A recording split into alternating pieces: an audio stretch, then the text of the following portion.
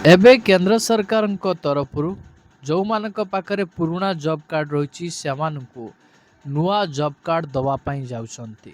ତ ଆପଣ ସମସ୍ତେ ଜାଣିଥିବେ ବିବି ରାମଜୀ ଯେଉଁ ରହିଛି ସ୍କିମ୍ଟି ସରକାରଙ୍କ ତରଫରୁ ଲାଗୁ କରାଯାଇଛି, ଯେଉଁଟାକି ଆପଣମାନେ 100 ଦିନରେ କାମ କରୁଥିଲେ ଏବେ ଆପଣ 125 ଦିନରେ କାମ କରିବେ। ଯଦି ଆପଣଙ୍କ ପାଖରେ ଜବ୍ କାର୍ଡ଼ ରହିଛି ସେ ଜବ୍ କାର୍ଡ଼ଟିକୁ ଆପଣମାନେ ଅପଡ଼େଟ୍ କରୁଛନ୍ତି, ତାହେଲେ ଆପଣମାନେ ସିଏମ୍ କିଷାନ ଯୋଜନାର ଯେଉଁ ଭୂମିହୀନ ଚାଷୀ ରହିଛି ସେ ଭୂମିହୀନ ଚାଷୀରେ ଆପଣ ଆବେଦନ କରିକି 12,500 ଟଙ୍କା ଆପଣ ପ୍ରାପ୍ତ କରିପାରିବେ। ଯେଉଁମାନଙ୍କର ଜମି ବାଡ଼ି ନାହିଁ ଜବ୍ କାର୍ଡ଼ ମାଧ୍ୟମରେ ସେମାନେ ସିଏମ୍ କିଷାନ ଯୋଜନାରେ ଆବେଦନ କରିପାରିବେ। ଏବେ କେନ୍ଦ୍ର ସରକାରଙ୍କ ତରଫରୁ ନୂଆ ଜବ୍ କାର୍ଡ଼ ହିତାଧିକାରୀମାନଙ୍କୁ ମିଳିବା ପାଇଁ ଯାଉଛି। ଏହି ନୂଆ ଜବ୍ କାର୍ଡ଼ଟି ଆପଣମାନେ କେମିତି ଡାଉନଲୋଡ଼ କରିବେ, ଏଥିରେ ଆପଣମାନେ କେଉଁ ସବୁ ଲାଭ ଗୁଡ଼ିକ ପାଇବା ପାଇଁ ଯାଉଛନ୍ତି, ଏ ବିଷୟରେ ମୁଁ ଆପଣମାନଙ୍କୁ ଏଇ ଗୋଟିଏ ଭିଡ଼ିଓ ମାଧ୍ୟମରେ ସମ୍ପୂର୍ଣ୍ଣ ତଥ୍ୟ ବିସ୍ତାର ରୂପେ ଜଣାଇବି।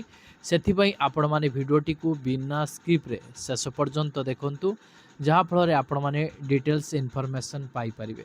ଭିଡ଼ିଓଟିକୁ ଆରମ୍ଭ କରିବା ପୂର୍ବରୁ ଆପଣ ସମସ୍ତଙ୍କୁ କହି ରଖିବି, ପ୍ରଥମ କରି ଯଦି ଆପଣମାନେ ଚ୍ୟାନେଲରେ ଭିଡ଼ିଓଟିକୁ ଦେଖୁଛନ୍ତି ଏପର୍ଯ୍ୟନ୍ତ ଚ୍ୟାନେଲକୁ ସବସ୍କ୍ରାଇବ୍ କରିନାହାନ୍ତି, ଚ୍ୟାନେଲକୁ ସବସ୍କ୍ରାଇବ୍ କରିଦିଅନ୍ତୁ, ଭିଡ଼ିଓକୁ ଗୋଟେ ଲାଇକ୍ କରିଦିଅନ୍ତୁ। ଯଦି ଆପଣ ନୂଆ ଜବ୍ କାର୍ଡ଼ଟିକୁ ଡାଉନଲୋଡ଼ କରିକି ଆପଣଙ୍କ ପାଖରେ ରଖିଛନ୍ତି ତାହେଲେ ଆପଣମାନେ ସିଏମ୍ କିଷାନ ଯୋଜନାରେ ଆବେଦନ କରି ନିଅନ୍ତୁ। ତ କେମିତି ନୂଆ ଜବ୍ କାର୍ଡ଼ଟିକୁ ଆପଣମାନେ ଡାଉନଲୋଡ଼ କରିବେ, ତାର ପ୍ରକ୍ରିୟା କେମିତି ରହିଛି ଆସନ୍ତୁ ଜାଣିବା। ସର୍ବପ୍ରଥମେ ଆପଣମାନଙ୍କର ଯେକୌଣସି ଗୋଟେ ମୋବାଇଲ ବ୍ରାଉଜରକୁ ଆସନ୍ତୁ, ସର୍ଚ୍ଚ ବାରରେ ଆପଣ ଲେଖନ୍ତୁ ନେରେଗା NREGA ଲେଖି ଆପଣ ସର୍ଚ୍ଚ କରିବେ। ସର୍ଚ୍ଚ କଲା ପରେ ତାପରେ ଆପଣମାନଙ୍କର ଏଇଭଳି ଏକ ଲିଙ୍କ ଆସିବ। ତ ଆପଣମାନେ ପ୍ରଥମେ ଏହି ଲିଙ୍କ ଉପରେ କ୍ଲିକ୍ କରନ୍ତୁ। ଯେତେବେଳେ ଆପଣ ଏହି ଲିଙ୍କ ଅପସନ୍ ଉପରେ କ୍ଲିକ୍ କରିବେ ତାପରେ ଆପଣମାନଙ୍କର ପ୍ରୋସେସିଂ ନବ। ପ୍ରୋସେସିଂ ନେଲା ପରେ ଏକ ପେଜ ଓପନ୍ ହେଇକି ଆସିବ। ତ ଆପଣ ଦେଖିବାକୁ ପାଉଥିବେ VBG RAM website is live ଲେଖା ହେଇଛି।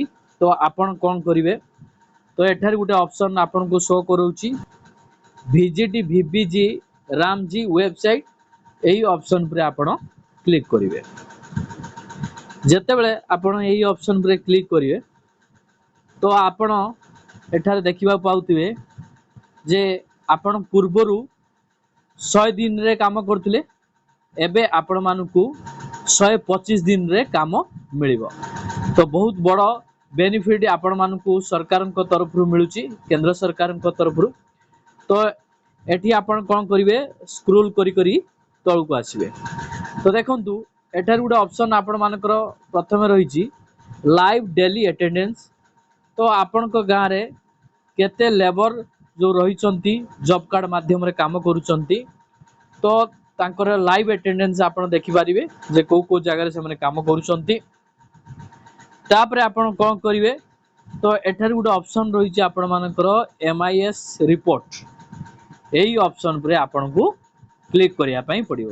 ଯେତେବେଳେ ଆପଣ ଏହି ଅପସନ୍ ଉପରେ କ୍ଲିକ୍ କରିବେ ତ ଦେଖନ୍ତୁ, ତ ଏଠାରେ ଆପଣମାନଙ୍କୁ କ୍ୟାପଚା କୋଡ୍ ଦେଇଛି। ତ କ୍ୟାପଚା କୋଡ୍ ରହିଛି କ'ଣ, 21 ରୁ 3 ଗଲା କେତେ ରହିଛି। ଏଠି ଆପଣମାନଙ୍କର 21 ରୁ 3 ଗଲା କେତେ ରହିଲା, ତ ଆପଣ 18 ଏଠାରେ ଲେଖିଦେବେ। ଆସନ୍ତୁ এই ବକ୍ସରେ ଆମେ 18ଟିକୁ ଏଣ୍ଟ୍ରି କରିଦେବା। ଯେତେବେଳେ 18 ଆପଣ ଏଣ୍ଟ୍ରି କରିଦେବେ ତ ଆପଣ କ'ଣ କରିବେ, ଭେରିଫାଏ କୋଡ୍ ରହିଛି, ଆପଣ ଏହି ଭେରିଫାଏ କୋଡ୍ ଅପସନ୍ ଉପରେ କ୍ଲିକ୍ କରିବେ।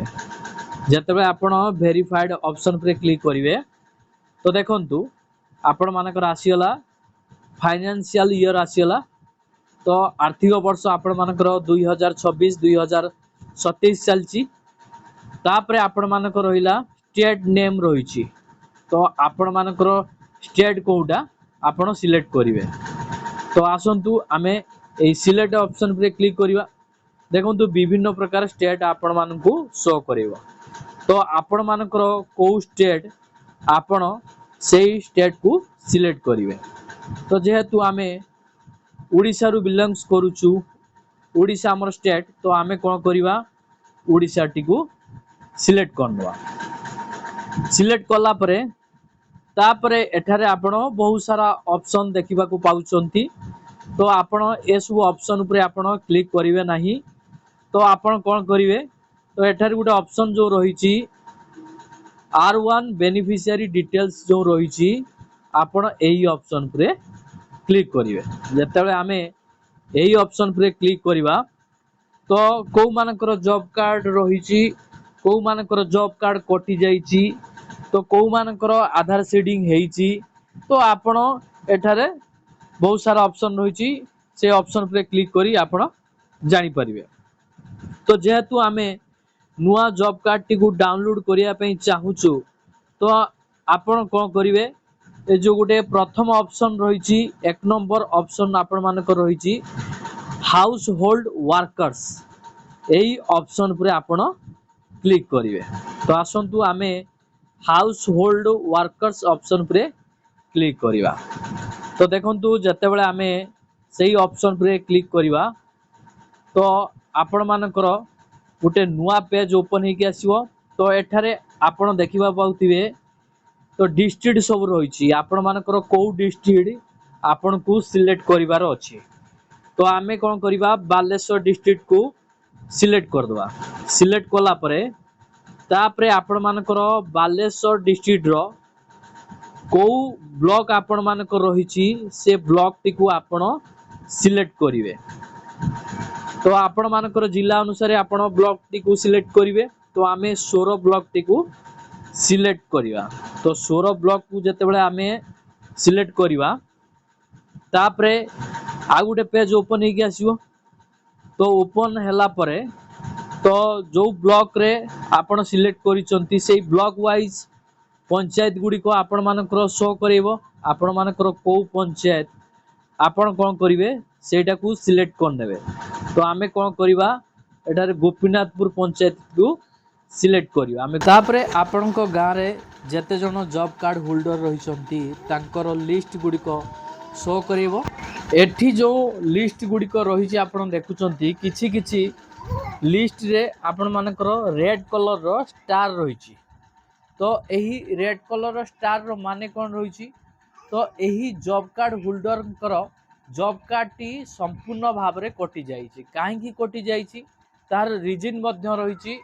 तो जो जॉब कार्ड होल्डर केबे भी जॉब कार्ड माध्यम रे काम करूनांती वर्ष वर्ष धरी सेमानकर नाम काटी दिया जाइछि। आउ जो जॉब कार्ड होल्डर मानकर बयस 60 वर्ष पूरी जाइछि तो सेमानकर जॉब कार्ड टी को मध्य काटी दिया जाइछि, जहा रेड कलर स्टार रे आइडेंटिफाई करा जाइछि। तापरे आपण मानकर नाम जो सीरियल नंबर रे रहिछि ब्लू कलर लिंक आपण देखिबा को पाउथिबे, से ब्लू कलर लिंक रे क्लिक करन। तापरे आपण मानकर household registration details show करिवो। एटारे आपण मानकर head of household name show करिवो, फादर हस्बैंड नेम इत्यादि शो करिवो, house number, address, village, panchayat, block, family ID एही भली तथ्य गुडी को शो करिवो। जदि आपण मानक पाखरे नुआ जॉब कार्ड टी रहिछि ताले आपण माने प्रधानमंत्री आवास घर पाई परिबे।